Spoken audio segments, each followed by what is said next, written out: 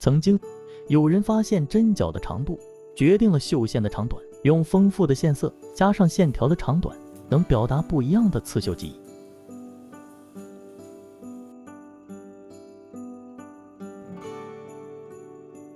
而笔直的线条排列形成平整的面，很是美妙。图案块面全部被线条覆盖起来，红、黄、蓝、绿、紫，尽情配色，无所不能。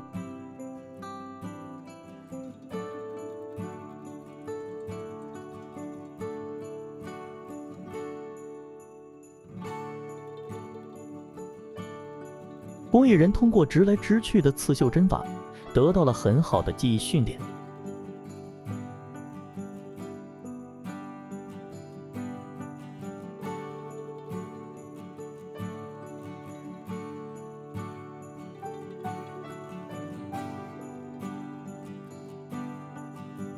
绣出了满意、美观又平整的绣品，显得简洁又端庄。